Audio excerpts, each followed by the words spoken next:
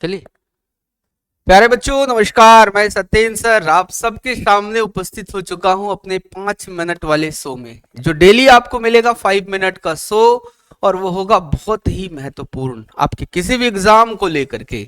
आज हम आप सभी से डिस्कस करने वाले हैं जीवाणु जनित रोग, उनके लक्षण, उनके कारक और उनसे संबंधित जो भी चीजें हैं महत्वपूर्ण, जो आपके विभिन्न एग्जामों में आपकी बड़ी मदद कर सकता है। तो आइए सबसे पहले हम देखते हैं जीवाणु जनित रोगों में हमें कौन कौन से रोग देखने को मिलते हैं। सबसे पहले मैं बात करूंगा, देखिए, जीवाणु जनित रोग में सबसे इंपॉर्टेंट रोग आप देख पा रहे हैं। जीवाणु जनित रोग में मैंने पहली बात किया है प्लेग की, आगे मैं इनकी ट्रिक्स भी आप तक पहुंचाऊंगा।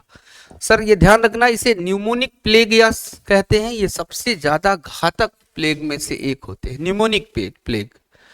इनके अन्य नाम, इन्हें काली मौत कहा जाता है। इनके जीवाणु का नाम पेस्टोरेला पेस्टिस होता है या यर्सिनिना पेस्टिस होता है। ये पिस्सुओं के माध्यम से शरीर में प्रवेश करते हैं। देखिए ये चूहा है, ये ध्यान रखें, हर बच्चा देख पा रहा होगा। और इस चूहे के ऊपर मेरे बच्चे ये छोटे छोटे पिस्सू हैं, और ये पिस्सू मनुष्य के संपर्क में जब आ जाते हैं तो मनुष्य संक्रमित हो जाता है। लक्षण फिर वमन आएगा, रक्तस्रावी दाने शरीर पर निकलेंगे, तिली बढ़ना और शरीर का काला पड़ जाना।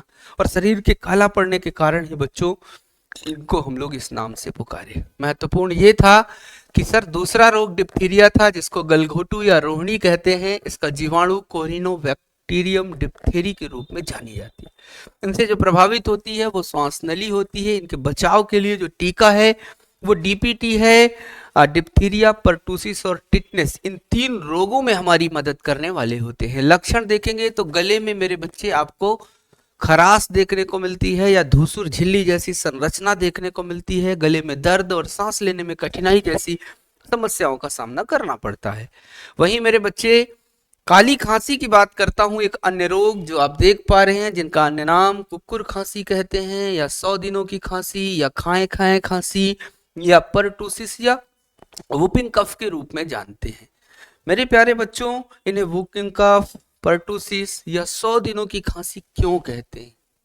क्योंकि ये निरंतर हमारे यहाँ बनी रहती है। आइए दूसरी बात, इनका मेरे बच्चे जो जीवाणु था वो बोर्डटेला पर्टूसिस था। याद रखना, इनसे जो प्रभावित अंग था वो गला या मुख गुहा थी। नोट में मैंने बात कह दिया कि इसमें खांसी के बाद हूप जैसी आवाज आती है, इसलिए इसे वुपिंग कफ भी कहा जाता है। लक्षण लगातार खांसी, उल्टी, सांस रुकना, और सांस रुकने की समस्या बेसिकली बच्चों में होती है। जहां बात होती है इनके बचाव की, तो बचाव के लिए मेरे भाई हम लोग डीपीटी का टीका लगाते हैं, डिप्थीरिया, पर्टूसिस एंड टिटनेस, याद रहेगा। दूसरी महत्वपूर्ण बात सुनो, निमोनिया है जिसका वर्णन हिपोक्रेटस के द्वारा मिलता है। अन्य नाम फेफड़े की सूजन भी कहते हैं। जीवाणु डिप्लोकोकस न्यूमेनी और स्ट्रेप्टोकोकस न्यूमेनी, ये 2 जीवाणु होते हैं। बेसिकली नमी वाले स्थानों पर, कूलर, एसी, फ्रिज में रहने वाले लोगों में ये दिक्कत ज्यादा होती है। खास बात यहाँ है कि इसका लक्षण तेज बुखार, खांसी, सीने में दर्द और सांस फूलने जैसी समस्या है। अगर इसका बचाव करना है तो पीसीवी का टीका लगाना है, ये ध्यान रखना।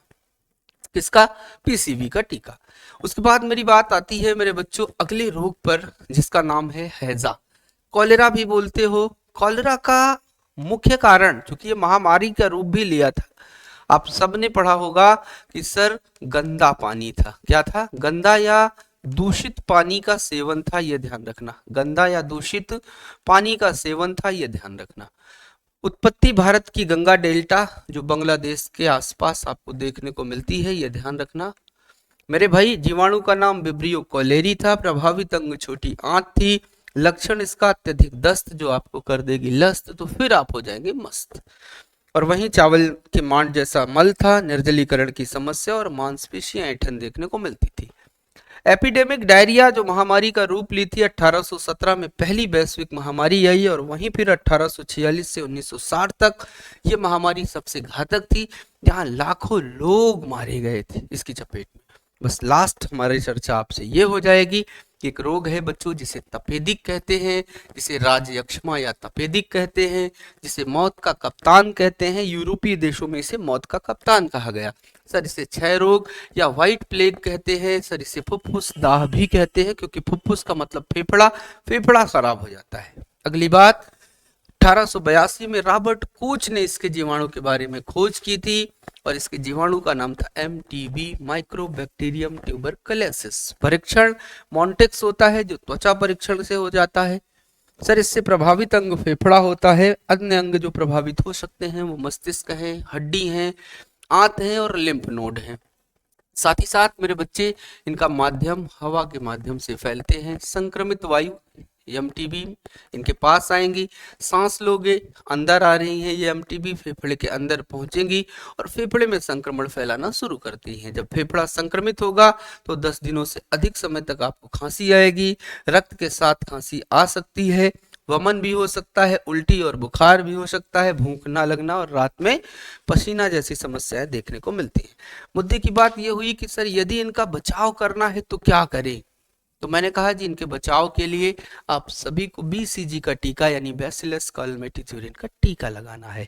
ऐसी ही अन्य जानकारियों को देखने के लिए जुड़े रहिए आप हमारे चैनल एग्जाम दर्शन के साथ, और हम आपको प्रतिदिन एक 5 मिनट का शो बहुत ही महत्वपूर्ण देकर के आएंगे और डेली लेकर के आएंगे। आप जरूर जुड़िएगा और अपने दोस्तों तक हमारी वीडियो को शेयर करिएगा, लाइक करिएगा और सब्सक्राइब भी करिएगा।